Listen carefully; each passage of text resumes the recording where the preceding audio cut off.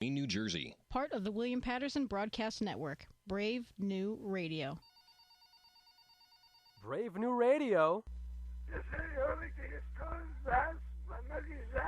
I'm sorry, I didn't get that. Can you say it again? I still can't hear you. But no fear, dear caller. Have you heard of our brand new texting service? It allows you to text the station using the number you called. Perfect. I'll text you now. What?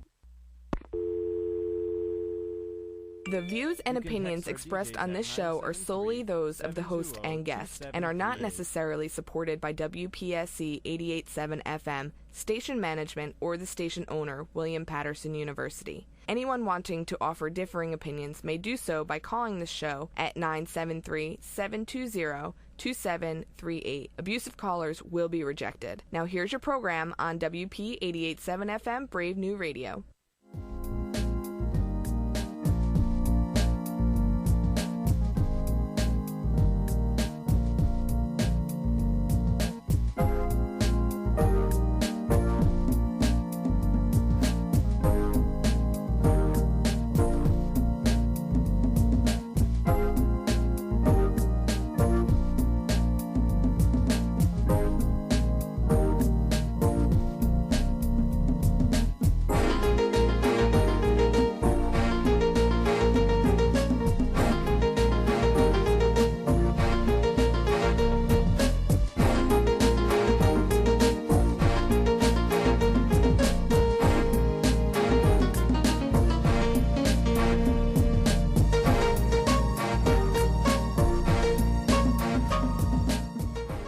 Good morning, good morning. Good morning to you, and we are excited and ready to go for another edition of The Reading Circle with your host, Marc Medley. The tune you're hearing in the background is the title track from my second CD, The Wrinkled Rag, and that tune itself is the title. That's the title of it, The Wrinkled Rag, as we open up the show. Good morning again to you. This is your host, Marc Medley, and if you can hear the sound of my voice, that means you're in for a treat with another edition of The Reading Circle with Marc Medley right here on GoBrave.org and WP 88.7 FM. There's just certain music with energy that like pumps you up. I mean, music has energy in it depending on the speed and the rhythm and the beat of the song. It can really pump you up. So as I turned that on, and I was right before I turned the mic button on, I was like, oh, pump it up, pump it up. So we are there, excited, ready to go. My guest is already on the line. She's waiting in the wings. But if you've listened to the show for any amount of time, you know we have a ritual and a routine each Saturday morning where we actually kick off with the weather. I read from 2 books, introduce my guest, share some information with you, and then my interview will be underway. So without further ado, we're going to do just that. I'm going to go ahead and let you know what's going on weather-wise in the Wayne, New Jersey area. Right now it's 32.9 degrees. We're working our way up to a high of 38. Expected to be sunny to partly cloudy. As I said, high of 38 today. Partly cloudy skies tonight, low of 31. And then on tomorrow, Sunday, sunshine, high of 42 with a low of 30. Expected to be sunny during the day. Clear skies tomorrow night. And then on Monday, the 15th, sunny, high 44. Monday night, partly cloudy skies, a low of 31. And then Tuesday, cloudy in the morning, then off and on rain showers during the afternoon, high of 47, low of 38, mostly cloudy Tuesday night. And rounding out our forecast, Wednesday, intervals of clouds and sunshine, high of 44, partly cloudy skies Wednesday night, low of 30. That is the weather brought to you right here from the WP 88.7 FM Weather Center. Believe it or not, we are only a few days away from Christmas. I know we're in the Hanukkah season as well. And then we'll move right on into Kwanzaa. And I can't believe how quickly this year has truly flown by. I was telling the police officer as we were coming in, seems like 2014 just came in and now it's about to roll on out. So with that being said, we're going to go ahead and get started reading from the 2 books we always read from, What Can Happen When We Pray, and Until Today. For today, December the 13th, There Is Only God. Declare and present your case. Let them take counsel together. Who told this long ago? Who declared it old? Was it I? Not I, the Lord? There is no other God besides me, a righteous God and a Savior. There is no one besides me. That's from Isaiah 45:21. Today's prayer. Most gracious and all-wise God, there is no one beside you. There is no need for any other God. Your sovereignty is unquestionable. The longer I live, the surer I am that one lifetime is not enough to know all about you. Thank you for revealing yourself in Jesus Christ and covering us with your Spirit. Amen. Today's reflection. When God created humankind, God chose to love us, care for us, to show inexhaustible patience toward us. When God seeks our help, God doesn't really need us, but we need God, and slowly and carefully God reshapes us in the image of God.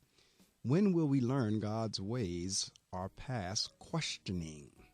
We need only to believe. All right, so that's out of the book, What Can Happen When We Pray, from the book Until Today by Iyanla Vanzant. Iyanla says, I will know peace when I examine what I feel beneath what I am feeling. It can be frightening to experience and express anger. Even more frightening is the hurt that caused the anger in the first place. When you get hurt, you get angry. You believe that the anger is directed outward toward the person who hurt you. The truth is, anger as a response to hurt is always directed inward. You are angry that you trusted someone who turned out to be the wrong person to trust. You are angry that you loved too much, cared too much. Because it is hard to admit these things to yourself about yourself, you point the finger out there at them. The challenge is to recognize that it is much easier to be angry at someone than it is to say, quote, you hurt me, unquote. When you are angry, you are in control. Control is what you believe you must have to avoid being hurt. Being hurt is a sign that there is something in you that requires your attention. Being hurt is a sign that you have been engaging in a pattern of behavior that no longer serves who you are. When you get hurt, it means that you have a tender spot you have been resisting the need to address. Along comes some unsuspecting soul doing what they do in the way they do it, and they stick their finger in the tender spot. It makes you angry that you didn't see it coming. You are angry because you believe you should have known better. Anger in response to a hurt is a clear sign that you were hurt to begin with. You need to stop being angry long enough to examine your own heart and mind. Until today, you may have believed that someone you trusted or loved has done something to make you angry. Just for today, lay your anger aside. Look beneath the anger to find the hurt that you have buried to avoid dealing with it. Today I am digging up old hurts and putting them to rest. And that's from Iyanla Vanzant's book, Until Today. And as you know, if you listen to the show any amount of time, you know that we always kick off with those two readings to set a positive flow for the rest of the morning. And it has not failed me yet. On the mornings that I have the opportunity to read from those two books, the rest of the morning just sails smoothly along. So we are at about that time, as I said, where I'm going to introduce our guest, and then I'm going to share some information with you. And then when we come back from that information sharing time, the interview will be underway. My guest this morning is Nika C. Beamon, and she is a TV news writer / producer in New York. She pursued a BA in communications and a BA in sociology at Boston College in Massachusetts. Beamon has been credited as a reference in several books on television news and has also won many awards throughout her career, including a Peabody Award for ABC News coverage of the September 11th attacks. In 2009, Chicago Review Press published her well-received nonfiction book, I Didn't Work This Hard Just to Get Married. Successful single black women speak out.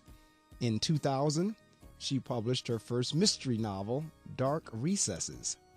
In 2002, her second mystery novel, Eyewitness, was released, and she's also just released her book that we're going to be talking about this morning, as well as all of her work, tell you the truth. I'm not going to just talk about that one, but she has released her latest one, Misdiagnosed, a memoir, The Search for Dr.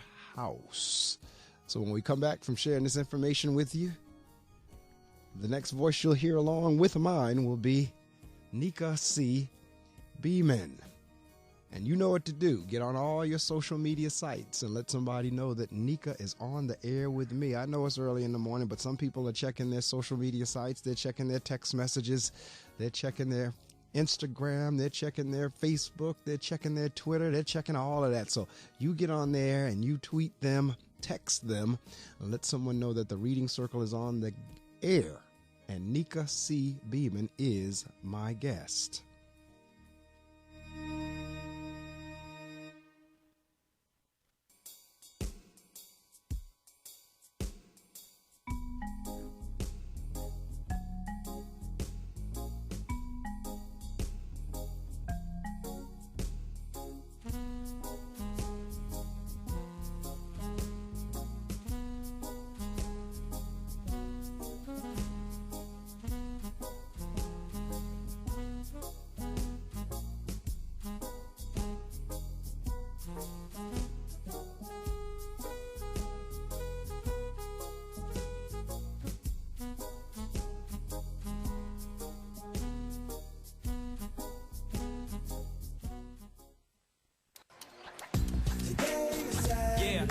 Salad on Saturday, fruit on Friday, bubble on Thursday.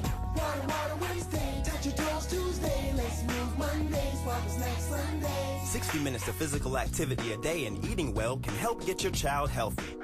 So keep them active and eating well every day. Get ideas, get involved, get going at letsmove.gov. That's letsmove.gov. A message from USDA, HHS, and the Ad Council. Once upon a time, old Scrooge sat down before the fire. Ah, humbug. With great astonishment, Marley's ghost came through the heavy door and passed into the room. What do you want with me? You will be haunted by three spirits. I'd rather not. To read A Christmas Carol and other books online, go to www.read.gov. Explore new worlds. Read. Brought to you by the Library of Congress and the Ad Council. You're listening to The Reading Circle with Marc Medley on Brave New Radio.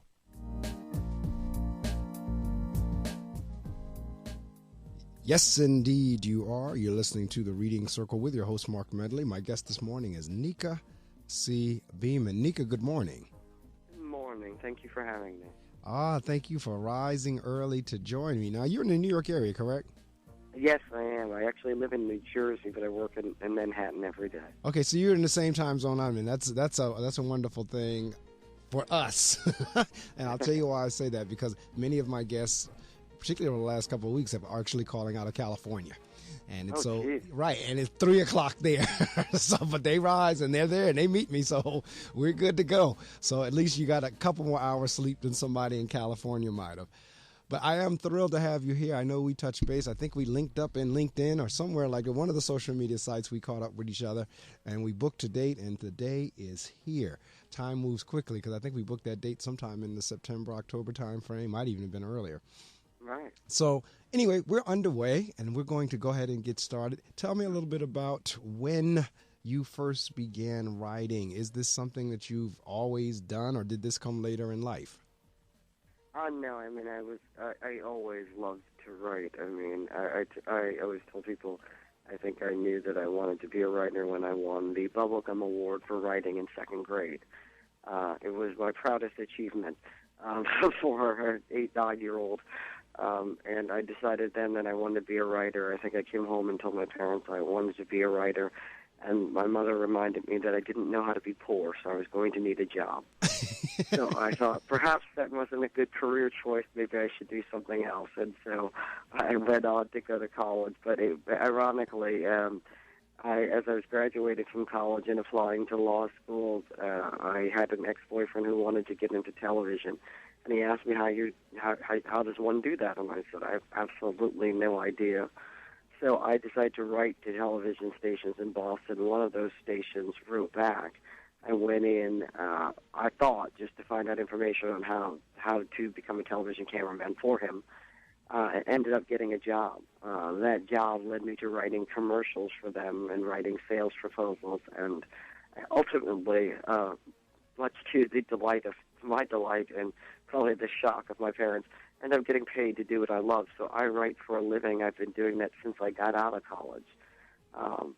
So somebody has paid me to write about something ever since I was 20 years old. So I've been fortunate to be able to live the dream of an 8-year-old kid. I know that's right, and it's interesting to hear how that all came about. And it's funny that you say, in terms of the response of your parents when you said you wanted to be a writer, because that was the same response I had received from my father whenever I said I wanted to major in English or either music. And he pretty much said the same thing. So I changed my major and wound up being a business administration major. And I did that and followed that for a little while, and then wound up going back to my first love, which was teaching to begin with. And so the rest, as they say, is history. So I can truly understand it. But just from the standpoint of you saying you wrote to the television studio, because I tell kids all the time, if it's people, not just kids, I mean anybody for that matter, if they realize that people really do like talking about what they do, they don't mind sharing. Like, say, for example, and I'm going to use the old tried and true, I want to be a doctor type thing. If as a child you get in touch with the doctor or tell your doctor you want to do that, can you talk to me a little bit about that? They would be glad to, because people love talking about what they do, which is kind of like an extension of themselves. So I'm quite sure whenever you wrote the television studio, whoever received that was like, wow, this is an enterprising youngster. Let's by all means respond. Yeah, and I mean, I decided once I was in the business, and fortunately I work for a good company that has some programs already established, that I've spent at least half of the time that I've been working being a mentor to high school students to try to let them know that what some of the jobs are that are out there. I mean, it was funny because when I got into television, I sort of backed into it. I had no idea that there's pretty much a job for everybody. Television has makeup artists, they have set designers, they have they have people who write, they have people who just type, they have people who, build graphics. They have every job for just about every person, but if you don't know that they're there and you don't know how to get them, they're just as elusive to you as any other careers, like being a rocket scientist.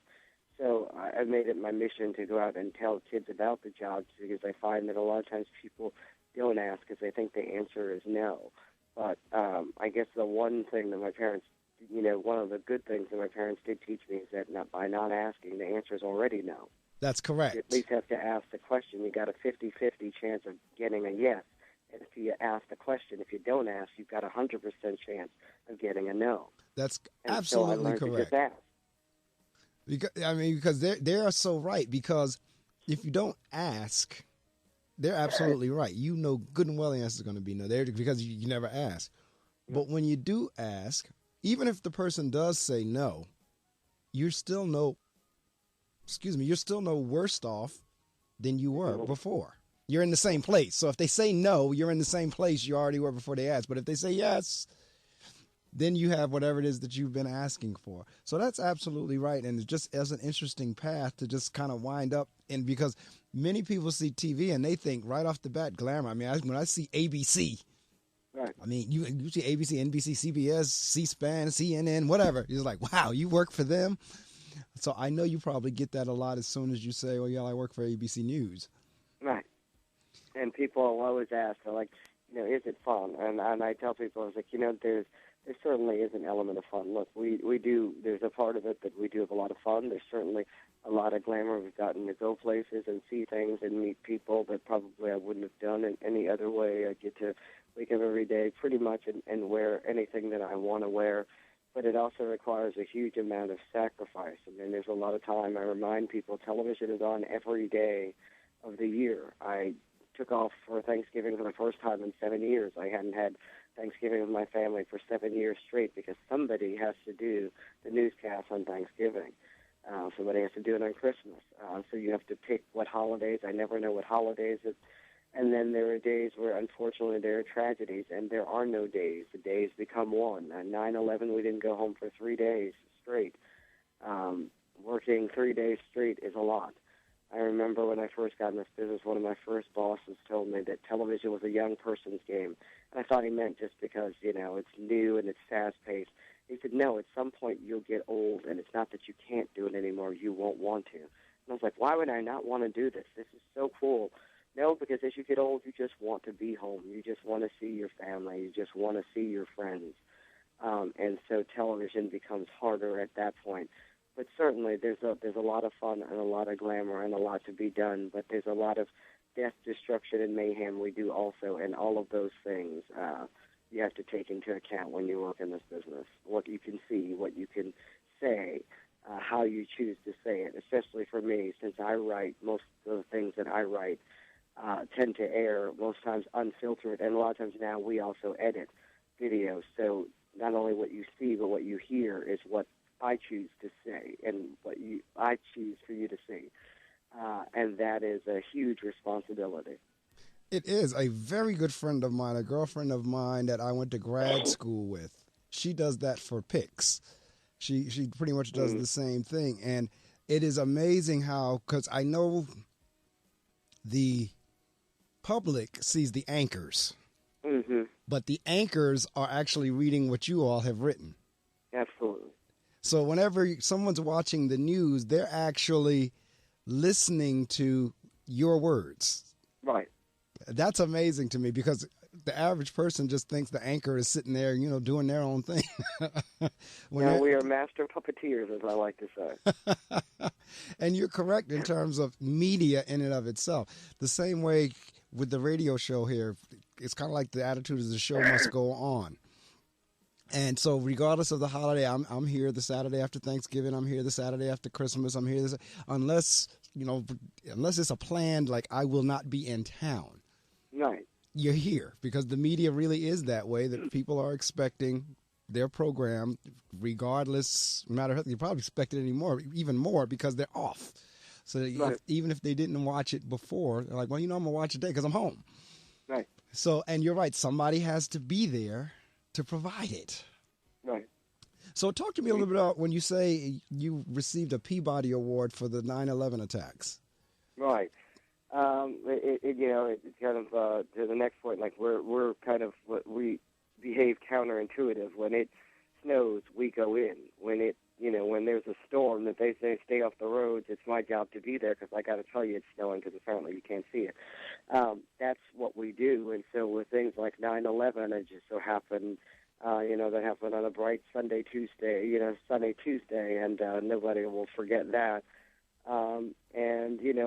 When something like that happens, unfortunately, that means that it's all hands on deck. And so for us, it was, not only making sure that, our crews were there, but that we were on the air, even though a lot of places couldn't see it. We knew that we were broadcasting somewhere. And so we continued to broadcast as if everyone could see us for the moment that we came back, because when the planes hit the World Trade Center, what they did do was knock out the transmission for a lot of the stations, the over-the-air transmission for a lot of the stations. But that didn't stop us from broadcasting nonstop.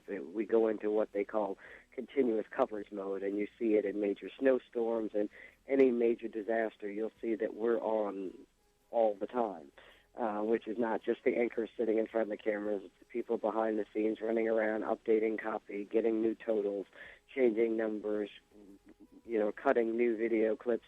And that's what we did in 9/11. In 9/11, it was, the system was a little more antiquated, so it took a little bit more effort. But, you worked around the clock until somebody said you can go take a nap. But that was a little harder to do because in the city it had knocked out, all of the ATM services were shut down and cell phone services were shut down. So you couldn't call your family to figure out how they were. They just assumed if we were still on air, you were probably there somewhere. So for us, it was, the first night it was maybe you got 2 hours of sleep. The second night, maybe 4 or 5. The third night, maybe you got a whole 7. And then finally you were allowed to go home because you never knew when you were going to call back for your shift. And so for all of us, it was making sure that, your coworkers were fed or had clothes, even if they had to borrow your own, that they slept there, slept at their desk, slept somewhere else. It was, doing any job. I mean, in those situations, it's not, I'm just a writer or I'm just a producer or I'm just a, a news person. It's whatever job needs to be done. And I think that was why we felt it was important that everybody who worked on those days had their name added to that award. Because a lot of times, especially for the award season for television, you enter yourself or you enter certain parts of the division. But in that particular case, ABC stepped up and nominated everybody because everybody truly made a sacrifice for days on end to make sure that some coverage was being seen by someone somewhere. And that's the times that we really do the job, not knowing who's going to see it and not doing it for the ratings, but doing it because people needed to know what was going on. I listened to that, and it was interesting to hear you say equipment being antiquated, and we're talking 2001. And you're saying equipment being antiquated. Wow. That's how quickly time has gone by, and we're here in 2014, about to go into 2015. How important, because as soon as I come back from sharing this information, I'll shift over into your personal writing in terms of your books. But I remember watching a documentary on Walter Cronkite about a month ago. And it was the whole coverage of the assassination of John F. Kennedy. And they kept showing, like, everything that you just talked about in terms of the behind the scenes of a newscast. Because they talked about how they were trying to pull the story together for Walter to get on air. Talk to me a little bit about how important is it, one, to get the story first, and then secondly, to make sure the story's right? In this day and age, getting it first, getting it first and getting it right sometimes is a dicey thing because everybody wants to be first. I mean, look, again, 2001, the internet and social media wasn't at all anything like it is now. It is a huge, it's a huge juggernaut now, and you have to figure out what site people are on, whether you're on Pinterest, Instagram, Twitter, LinkedIn, where are they actually getting their news and information? And when you look at surveys, it says that the majority of young people get their information in news bites. They're not watching whole newscasts like we produce anymore. They're either getting it from social media or they're watching news on demand, which is selecting which stories they watch and watch only those video clips, not every story. And so it is, now more crucial than ever to be there first, because when they're looking for a video clip or information on a story, they're looking for whoever's got it up there first when they happen to turn on their smartphone, their tablet, or Apple TV or whatever on-demand device they're watching. But getting it right tends to be difficult as well, because being first sometimes means that you're not vetting as many sources as before. Certainly we attempt to do that. I mean, what it does produce is something that we had lost along the way, which is cultivating more inside sources. Somewhere along the way, you became more dependent on other services like wire services or formal press briefings to get your information because you had, X amount of newscasts per day and you thought you could wait because your people won't tune in again until 4 o'clock. So what difference does it make the mayor doesn't speak at 2 o'clock? Because you're going to get the official source. Now we have had to go back to what they used to do back in the radio days and develop sources so that you can at least say sources tell Eyewitness News, so you have some frame of reference to get that information out there first. So that it's not just rumors and innuendos, it's actual official sources, maybe unnamed, but that are getting you that information before someone else. And so you kind of went back to the beat reporting, which in a lot of respects is a good thing because, developing your own sources, not all using the same information to bring the public, because I think that, as much as we thought it somewhere along the way, the public did get bored with that. I think they do get bored at turning into, no matter what station I tune to, it sounds like the same exact story. And so I think it's promoting the networks to get their own individual identity, to work harder at trying to get those exclusive interviews and talk to somebody first, to work harder at developing sources in the neighborhood that help them put them back in touch with the community, which is something we really need, especially in this day and age with some of the community-related outrage and crimes. You need to actually have a finger on the pulse of the community. You can't rely on, quote-unquote, only official sources for the news, because the news these days is coming from the grassroots up. We've seen it with Occupy Wall Street. We've seen it with the civil unrest because of police brutality. We've seen that some of these protests and those things are coming from the community up now. It's not, the information isn't coming from official sources. And sometimes that's a good thing, because originally we were designed to be the voice of the people, and somewhere along the way we kind of lost that. Yeah, and we're going to share some information in a couple of seconds, but I'm always fascinated with the behind the scenes. I know what I see on the screen, I know what I see on TV, but I always, when I listen to you talk about what's going on behind the scenes, that is always so interesting to me. As I said, I have a friend that does that, has done that for years. She actually teaches during the day and does the writing for the news at night. And I talk to her all the time and ask, what is that like to be in the heart of the action that's going on? As a matter of fact, one of the questions I always ask for those of you who work in the news, doesn't it, because you're constantly getting negative, because news is about bad news. News is never about really good news. Doesn't that ever impact you in terms of like depression or anything along those lines? Or do you just become like numb to it? We used to question that. We used to wonder if you become, if you sort of become immune to it. It takes more to shock you. It takes more to, the thing that people also forget is that, you may not see a lot of the images on screen. Like I know now we've done a lot more sanitizing. We don't show as many bloody images. Certainly shot children, the torture videos. We haven't shown any of the beheadings. Just because you don't see it doesn't mean I don't see it. I've got to cut that, which means that I'm cutting from a raw piece of video. So a lot of times I've seen a lot of images that are missing to the general public. No, I think what it does is, it's funny, I told you, we're still as outraged when something happens to a child. You're still as outraged if something happens to, because you still have an internal sense of, moral right and wrong. But I think what it does is, I think our famous expression is, are there more of them out there than us? Because you wonder, what is it really that the world is so bad, or that we have more access to see it now? Right. And that's the question we ask ourselves more often than not. I have no delusion that I understand the difference, and certainly in my personal life I understand the difference. But in business, I think you learn to separate it, compartmentalize it, and go, this is business, and this is what I do. And when sometimes, every once in a while, people will ask me what I do, and I say, I specialize in death, destruction, and mayhem. And so while I'm at home, I try to focus on other things. That's what I do. I profit off the misery of other people. It's something that we do. It's not something that we're necessarily proud of. Right. But in a lot of respects, there's something that has to be done. Right.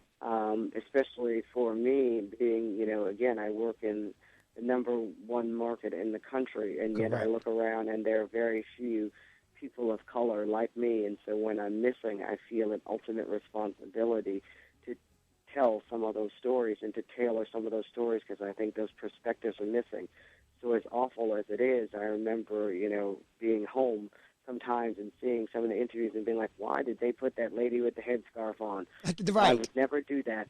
I would never do that. And so there is a responsibility, I think, to be present, to tell those stories in a particular manner. And I think that sometimes that does require you to not be as sensitive about, to not, take it as hard, because if you did, it would wear on you. 20 years, even at, in my 40s, 20 years is a long time to have seen a lot of the things that we've seen. Correct. But I would have rather been present to do that and to tell those stories, and to know that we were not present in the discussion. No, it's interesting that you just brought up the whole thing about why did you put that person on there with the head rag, because those of us lay people that are watching the news, particularly, for those of us who are African American, it does always seem like, and we sometimes wonder, is this a setup that we always get the most illiterate, the one with no teeth, the head rag in pajamas, that's always the one that's put on camera. Or usually the one who walks up to the camera. Having field producers, what's funny is that when you were talking about expediency, the problem with that is that when you're trying to get sound bites and get in and out fast so that you get the story first, then you usually talk to the person who walks up to the camera first. The problem with that is it's usually the person who's around the way, who has nowhere else to be. Right. And unfortunately, they're not necessarily in the best shape or the best condition, but they're always present. And so when you talk about that, it's a balance between responsibility and just being quick. Correct. Getting, what they're asking you to get. They say they witnessed it, and they're giving you a statement about witnessing it. Are they really listening to Are they really caring about it? No, because my job is to get it there and to get it fast. And, as long as I believe they're accurate, that's good enough. Right. But, for the rest of us, when I sit back now and I get to be the person who writes that story and re-edits that story, then my thought is there nobody else on this tape I can use? So, it's true. It's true. So that becomes a tough one. Yeah, we have to be present to have that conversation because, I don't know that a lot of times other people are thinking about that. No, and the other phenomenon that I see on the opposite end of the spectrum, and after I ask this, I really am going to share the information because the conversation is a little good. I can't even get to the break. But the other phenomenon I always see is if it happens in an affluent neighborhood or, a suburb or a predominantly Caucasian neighborhood, the response is always the same with that also. We didn't think that could happen here. Oh, yeah, I hate that. I do too. It's like, what do you mean you didn't think that could happen there? It could happen anywhere. Right, people die every day. Every second of every day, people die everywhere under every circumstance. So to presume that somehow you're immune by your socioeconomic status or the color of your skin is just the most ignorant thing. I think it's equally as ignorant as people who don't speak correctly or who don't realize how they appear on air. I agree with you. I find it just the same because I think that's a useless statement. Throw that one out. That's not even a soundbite for me to use because we know that's what they're going to say. Right, and it's used so often. I mean, I could sit there, I can just about look at the disaster or whatever happened. I guarantee you, whoever comes up on that, if this happened in a suburb, somewhere along the way, we didn't think that could happen here. Mm-hmm. And my response to that when I'm sitting on the chair watching is that's why it happened there, because you didn't think it could. Because if I think the other chilling trend that I've seen, though, unfortunately, is that most people do not know their neighbors anymore. And it's funny, when I was a kid, I used to hate that I knew all my neighbors. But I think what we also find more disturbing, as we talk about growing in social media and the growing connectedness in cyberspace, is that we're less connected in person, that people don't know what's going on with their neighbors next door. That's correct. They don't know these babies are being killed. They don't know these people are beating their wives. They don't know that they're selling drugs. They really don't know what's going on because everybody sort of has a me mentality, and so they're not worried about their neighbor. And yet, you realize as these crimes seem to explode and the mass shootings occur, that if you don't know what's happening with your neighbor, chances are it will eventually affect you. Correct. And that's a wonderful segue to your first mystery novel, Dark Recesses, that we're going to talk about. Ladies and gentlemen, if you've just joined us, I hope you've been with us the entire time. We've been talking with Nika C. Beamon. She is a TV news writer, producer, as well as an author, and we've been actually talking about her role in the news writer role. And now we're going to shift, whenever we come back from sharing this information with you, to her role as an author. And her first novel was Dark Recesses, and I believe there's a connection there based on what she sees every day in the news writer role. So again, get on your social media and let somebody know that Nika is on the air with me. The cow says, I love you.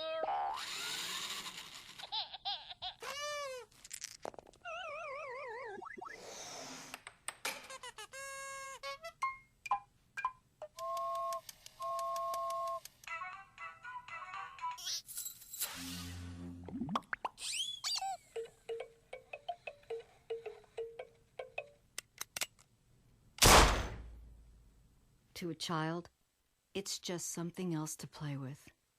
Lock it up, because 1.7 million children in the U.S. are living with unlocked and loaded guns. Get involved at ceasefireusa.org. They thought they could stop me. They thought they could hold me down. But boy, did they think wrong. Cause I'm here. And now that I'm here, I'ma keep giving y'all the illest mix you've ever heard. From executive producer Diamonds comes the illest show on radio. Starring multi-award winner Diamonds. Every Saturday from 3 p.m. to 6 p.m. on Brave New Radio. Club Melting Pot. Only on WP 88.7 FM. The Reading Circle on WP 88.7 FM.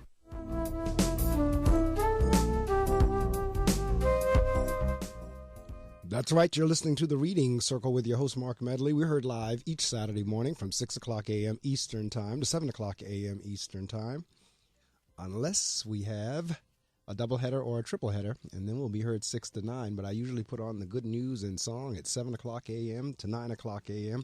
But my first hour is always with a guest, and I do have that this morning with Nika C. Beamon. And right before I shared that information with you, we were talking about her role as a news writer and a producer, but she is also an author, and her first work was titled Dark Recesses. Talk a little bit about how did you kind of like doing all the news writing, how did you now find time to write a book? Or what brought on Dark Recesses? I started Dark Recesses. Like I said, I always wanted to write. I always knew I wanted to write for myself. The fact that I got to do it for someone else and get paid for it was a bonus. But I always knew that I wanted to write for myself. And it sort of brings me to the last book, which kind of skipping ahead, my new memoir, because it talks about the fact that when I was in college, I started to get sick. And I developed what they considered a mystery illness. They couldn't find the source of it, and I started to get sicker very quickly, and they started to sort of just give me random medications to treat whatever the symptoms were without finding the cause. So by the time I had turned 25, I had started to get very, very ill, and I read some book way back when, and I wish I could remember which one. It said, if you ever want to manifest your dreams, you should write them down and look at them at least once a year. So That's every correct. year on my birthday, I would take out this list and look at it. And on the list, one of the things on the list was to write a book. Some of the other things on the list I figured I could do. It said, get a tattoo, bungee jump, hold an alligator. And I did all of those things, by the way. I learned to ride a motorcycle. And so I started checking off things on the list on adventure weekends. And so, one weekend I went and got my tattoo, and I learned to ride a motorcycle, and I held a live alligator. And I realized that I kept leaving some of the big things on the list, like write a book. When I turned 25, after working at the television station I was at in Boston for about 5 years, I got very ill towards the end of that 5 years, and I had gone through a relationship breakup, and I thought, who am I? Am I really, sort of doing the things that I always wanted to do? Why do I keep leaving this thing here, among other things? I wanted to move back home to New York, but I didn't because I was dating somebody. I wanted to write a book, but I never started, and I thought, I'm starting to live a life where I didn't finish the things I started, and so I just decided that that's what I was going to do. I was going to quit my job, move home to New York, and write a book, and so that's exactly what I did. I read every book about writing books, and I started Dark Recesses. It was born of a thought of my father has relatives in Virginia. My father got on a bus and came to New York at 14 and by himself after his father had died when he was 8, and he decided he wanted a different life. And so most of the time I knew him more as a New Yorker than a Virginian, more than a Southern boy, except for the fact that he still wore a cowboy hat and boots. We went home every summer with him, and it seemed like it was a totally different life, a totally different world. And I thought, every once in a while we would meet other random relatives with strange nicknames that I had never heard of. I was like, his name is Junebug because... That's right. That's right. And I started thinking about that how, especially in black families, you become so fractured because when people move away, sometimes they move away. Like it's very far. That's right. Those people don't come to visit, and they don't come home often unless somebody dies or something happens. And so that's what that book is about. It's about the relatives hidden in the dark recesses, the dark fabrics of your family tree. It's about a guy who thinks that he knows all his relatives because he knows his parents, and he can't imagine why they haven't told him about other relatives. And he goes to their home, and he finds these other relatives. And the picture on the cover of that book actually is a photo that my father took in the 60s when he was working for the magazine at NYU, because I thought it was very provocative. It was a picture of this, these poor little kids standing in this one-room shack, and I thought, it was hard for me to imagine, knowing my father when I knew him, that he had ever been that poor, that desperate, and yet he said he identified with the people he took that picture of, probably more than his present life. And so that that struck me, that even in my own family, even, having seen my own father almost every day of my life, I didn't know his life either. Right. And so I decided to tell that story. So that was my first mystery novel, this guy trying to unravel his family tree. So what part of Virginia was he from? Because my father was from Virginia as well. He's from Suffolk, Virginia. Oh, from Suffolk. He's on the others, because my father was from South Boston, Halifax County. Yeah, it's the largest city of Virginia, and nobody knows it's even there, which is really funny and weird. So then I get a kick out of the title of the next one. I didn't work this hard just to get married. Successful single. Next I did Eyewitness, which was about eyewitness accounts, how faulty they are, and that was born out of work, because I realized that people tend to think that they see crimes and they don't actually figure them out. And a lot of times we presume that people have racist intents when they get. Eyewitness was the second one. Gotcha. Okay, right. And the third one was the. Okay, go ahead. and then people assume that every time people get an eyewitness description wrong, it's because they're racist. No, it's because we simply don't pay attention to detail. Correct. And so I wanted to point that out, that it's never just that simple. That a lot of times we think that that's the only reason. A lot of times people do it. It's an honest mistake. It's an honest mistake that's cost a lot of people their lives. It's something we really need to look at. Well, you actually can have 10 people at the same place at the same time and see totally different things. Absolutely. And yet before DNA analysis, it was one of the major reasons, especially why African Americans were convicted of a crime. Correct. And that is a huge problem in this country. And you're so right in terms of the paying attention thing, because for one thing, when things are going on around you, you don't realize that it's something somebody might ask you to have to recall. So you're really not paying attention. So if somebody say, what outfit did they have on? I mean, I could look at somebody that's been coming in and out of my office all day long. And if somebody say, what did they have on? I would probably struggle in trying to tell them what colors they had on. Right, because you didn't expect that to be the question, so you're not even thinking about it. Exactly. So that's the same phenomenon that happens if you happen to be witness to a crime or whatever. Your mind is not really recording that to be able to give that back. And now you're put on the spot to do that. And some of it you just start making up. your mind just starts making it up.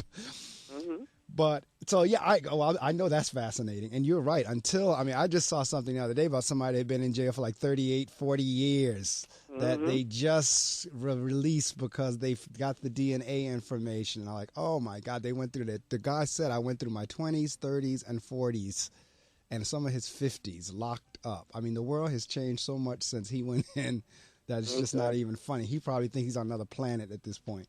Absolutely. And so then the next work was the one that I got a kick out of the title. I didn't work this hard just to get married. Successful single black women speak out. Where did that come from? We're talking about phenomena. And at some point, amazingly, in this day and age, in 2009, if you think back, every network, including ABC, did specials on single black women. It was a survey came out that mentioned how infrequently black women got married, and it became a subject that everybody was talking about. It was on every network. Every television show did a special, but ABC Nightline, in fact, did an entire special on it. And that really got under my skin because I thought, here they are finding all of these women basically complaining about not being married. Right. And I thought, as a single black woman myself, although I had been dating somebody for almost a decade at that point, I never once complained about being single. I didn't know any women that did, and I certainly, a lot of the women in the special were talking about how they had gotten these jobs and gotten these things and thought that with the things came with a man, and I thought I never did anything in my life just thinking about a man. Never once did I get up every day as I went to my job and thought, I hope I meet a man today. Right. I didn't spend $88,000 to go to college to think, I hope I come out with my MRS. That just wasn't the life that I led. I never thought when I turned 30, I promised myself I'd buy myself a house. Right. And that's exactly what I did by the time I was 31, because that's when I thought I owed me. Right. Not because I was waiting on a man to do it. Yes, at some point I thought perhaps I would have a husband by then, but when I didn't, I wasn't going to continue to pay $2,000 to live in the city when I could own my own house. Right. So I just wanted to know who those women were, or was I an anomaly?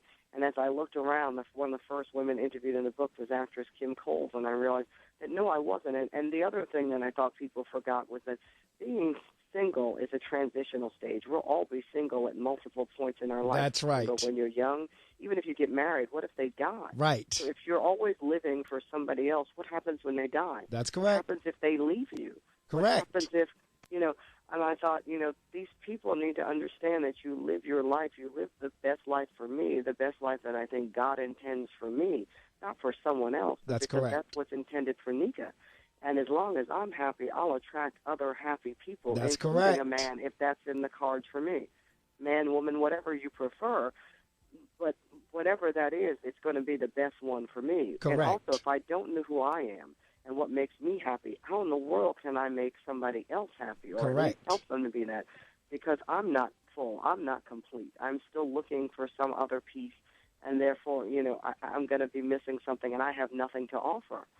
And so I set out to write a book about women who had been through all of those stages, and I found women, some who wanted to be married, some who never wanted to be married, some who wanted to have children, some who never wanted to have children, some who, who had decided to go on a dating moratorium, and some who, who were still looking for Mr. Right. But in the meantime, they were going to continue being them and figuring out what made them happy, and I thought that was an important image for women to have, and not just, the Steve Harvey books on how to catch a man, the rules books on how to trap a man. Right. That how do you be happy without any of those other people? How are you happy with you? That's right. I could not agree with you more. I mean, I just could not, because I have 4 daughters, and that's kind of the message I try to give them in terms of if you find somebody, that's nice, but if you don't, it's nice too. Right. I mean, your end goal is not necessarily to have a man, or if it's vice versa, to have a woman or whatever. That's not the end goal, or at least it ought not be.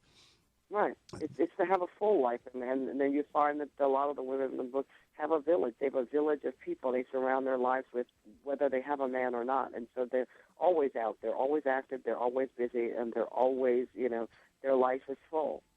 No, it's true. He would be a plus, but not necessarily in everything. Correct. That's fine.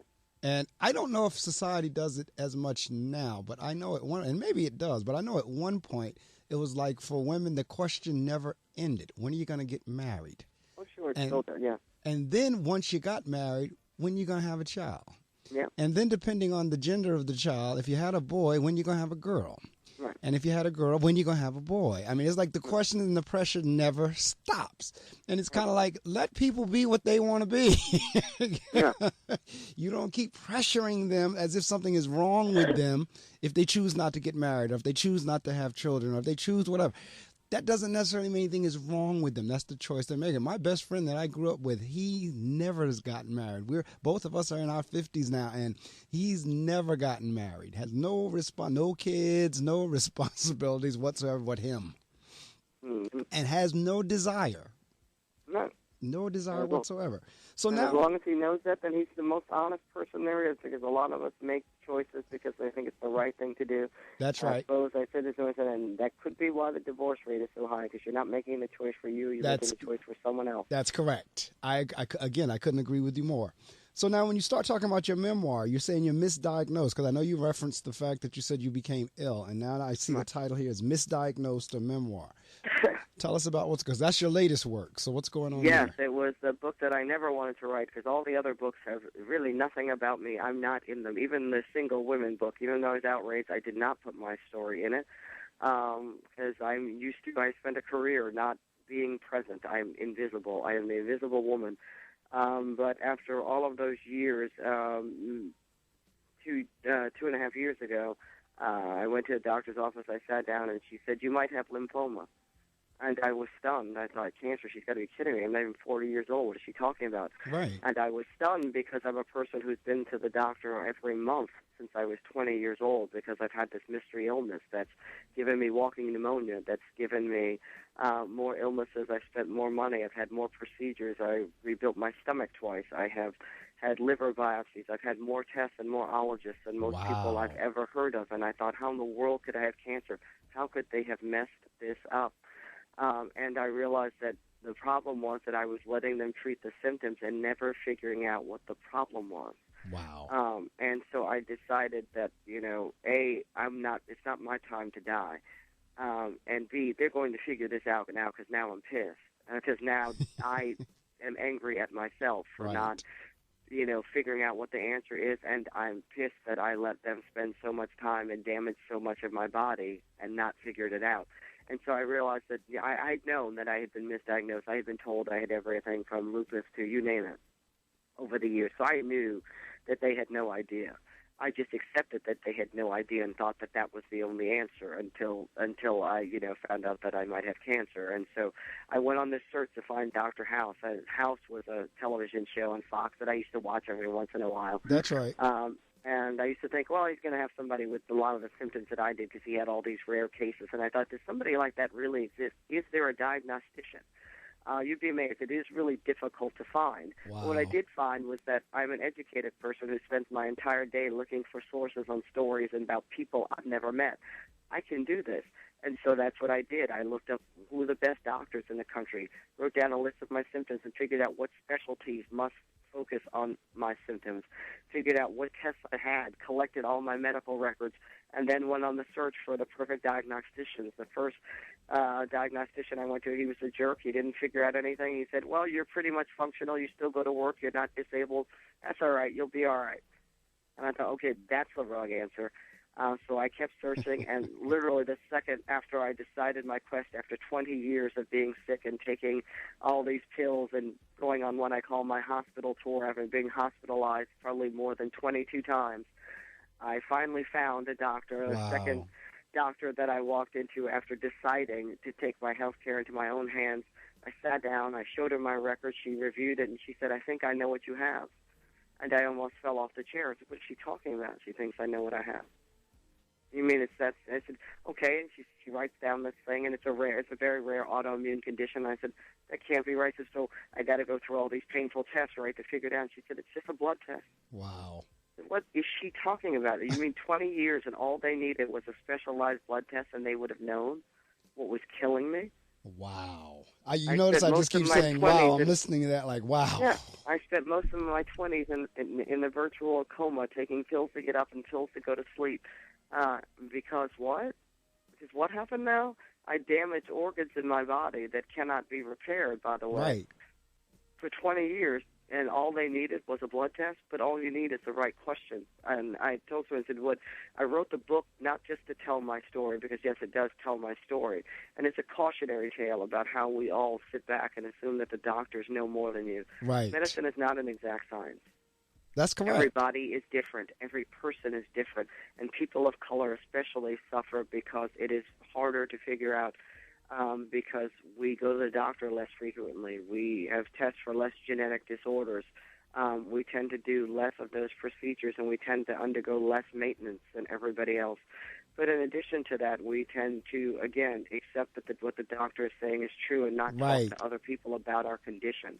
But I found that everybody, especially women as well, don't collect and keep their own medical records so that you make sure that all of your doctors are aware of every test that you have, that you look at your own test results to figure out what you have, that you actually ask the questions. I mean, I left doctors' offices so many times going, I don't think this is right, or I have a question, and I was afraid to ask. I'm no longer afraid to ask because they're killing me. That's There's right. no other question to ask other than, am I ready to die? If the answer is no, then I got something to say before I leave. Thank you.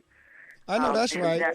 And I also realize that, again, now being a chronically ill person, because I will never be well, autoimmune conditions do not have a cure, they have a treatment, is that I learned how to take care of myself, And I also learned that, again, as a responsible adult, there were things I needed to do to take care of my family and friends, which was to do things that the majority of people don't do, which is to have a will, Right. to have a, to have a power of attorney so somebody could take over my accounts and pay my bills when I can't do it, and to have a health care proxy. Something as simple as, again, being a single person, my boyfriend can't visit me in the hospital unless the doctors say so. That's a no-no.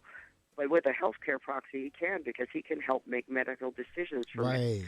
So when you want those things, and when I decided at some point that, if I'm going to die, then I want to do it my way, then you're not hooking me to this machine or that, then I get my say. I learned that that was very important. And all of those things, including the tips, are at the end of the book, because I thought it was important for people to know that if you don't have your health, you have nothing. That's correct. You need to make sure that you're diagnosed correctly and get the proper treatment. Yeah, if I have a choice, as much as I want to be wealthy and rich and monetary, but if I have a choice between wealth and health, I'll take the health any day. Because my thinking is, if you have your health, eventually you can work your way to the wealth. It doesn't work the other way around. Because if that was the case, Steve Jobs would still be here, Rockefeller would still be here, all these billionaires would still be here. But once you lose that health, all the money in the world cannot purchase that back.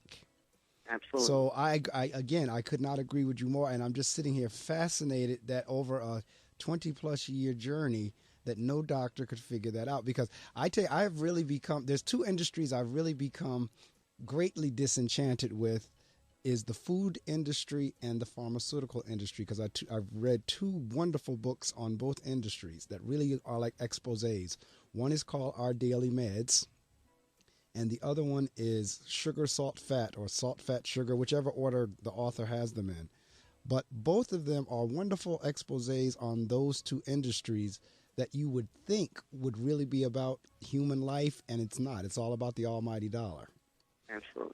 And so your book now is one I want to read, because it will probably dovetail very nicely with those two. Because really, those of us, we really do have to take charge. I left a doctor because of his attitude with me. I changed doctors because, he asked me this off-the-wall question whenever I was questioning him about medication, and he turned around and asked me, "You don't want to die like your father, do you?" Because my father died at 1 week before his 49th birthday of a massive heart attack. And so now I understood his point, but he didn't have to come at me like that. Right, exactly. And because of that, I found me a new doctor. I said, I won't be dealing with you. You're not going to come at me in that way. You don't want to die like your father, do you? I'm like, So, people really do. I say all that to say people really do need to take charge when it comes to doctors. And you're right. We really do bow down to them and look up to them as they're the be-all, end-all. When the truth is, and that's why the Daily Meds book gets into how even some of the doctors are on the payrolls of these pharmaceutical companies. Absolutely. So they're really kind of prescribing, because they're getting paid to prescribe it. You use my company, you use my drug, you'll get a little kickback on the side, so forth and so on. So you really do have to do your research. You have to do your homework. And I'm just sitting here like you're talking like 17 to 20 years of having to do that homework. For finally you got to the doctor that said it was a simple blood test. Mm-hmm. Wow. If you've just joined us, my guest is Nika C. Beamon, and we're talking about her latest book, Misdiagnosed: The Search for Dr. House. And I'm glad you cleared that up for me with the Dr. House, because I was going to ask you, who is Dr. House? But then whenever you said the whole thing about the TV show, it makes all the sense in the world now. You're right. When you said that, it came to my mind. It was a show called House, and that was about the doctor. Well, I tell you what, we have come down to the last leg in our interview, and I always give that piece to the author to promote his or her book. And you could say anything with the exception of the dollar amount, but in terms of where the book is offered, whether they can download it online, whether, any book signings you're doing, anything you want to promote now to get folks, and I do encourage you, especially, I would encourage you to get all of them. Like I said, I get a kick out of it. I didn't work this hard just to get married title, but the Misdiagnosed, this is a serious one. Anything having to do with health, because last year about this time when I took my annual physical, the doctor did my A1C test with the blood test, and my numbers came back high, and diabetes runs on my mother's side extensively. So the doctor said, you know what, your numbers have really creeped up there. Matter of fact, I consider you diabetic, but you're borderline. But let's see if we can get them back down, and I'll keep you off medication. If you exercise, change your diet. if we can get your A1C numbers back down, we'll see if we can keep you off medication. That's when I started really doing the research for diabetes. And my mother has had it for like 30 some years. And I guess for me, she made it look easy because I had no idea that the disease was as destructive as it is. But when you start talking about tearing up organs and nerve systems and all that, diabetes does that. And I didn't know that. And my mother's had it for 30 plus years, taking insulin and everything. I guess, like I said, she made it look easy because I didn't give diabetes another thought until I was now faced with it. I'm saying all that to say, for those of you in the listening audience, it pays to do your homework concerning your health. And I believe this book by Nika will, if nothing else, wake you up to that and then maybe give you some tips on how you can start your health homework journey as well. So, Nika, this is your time to promote in any way you'd like to, with the exception of the costs. Yeah, I mean, for me, I love all my books, but yeah, Misdiagnosis, Search for Dr. House, a memoir is my favorite book. I think it was certainly, obviously, my most personal book, but more importantly, I think it was my mission. I've undergone 3 lymph node biopsies since then, rebuilt my stomach yet again, and I kept asking myself earlier this year, after 2 years of going through all of this, why am I still here? And I realized this is my reason to be here. That some simple things that I have learned from all the suffering and all of the costs, forget the financial cost of being ill. If there's no other reason for you to want your health, if you think that money is the aim in life, then realize that being chronically ill will cost you millions over your lifetime. So save yourself. If you think that you can spend money, a vegetable can't spend money. Save your own life, save your health. If you think that caring for your loved ones is buying them gifts at the holiday season, there's no greater gift than you could give them than their life and their health. These things are the most important things because without them, there is no joy, there is no happiness, there is only sorrow when you focus on the fact that you don't have your health. You cannot enjoy any of the other gifts you've been given without that. And for me, it was something that I had to learn and something that I'm grateful that I was fortunate enough to learn before it was too late. There are easy things. I don't think the doctors are evil. Certainly it's not a book about that. I don't think my doctors harmed me. I think that doctors don't think outside the box, and so it's your job to do so. Nobody will ever love you as well as you will love yourself, and the best way to love yourself is to give yourself the best chance at life, which is to give yourself the best health. So my book is available for free. You can read it for free as a Kindle book. If you have Kindle Unlimited, you can read it for free on Amazon.com. It's also available at Amazon.com, BarnesandNoble.com, Smashwords.com. You can find it just about everywhere. Read the reviews. Read what some other people who've read it have had to say if you don't want to just, believe me. But more importantly, if you know anybody who's chronically ill, like I said, diabetes is a chronic illness.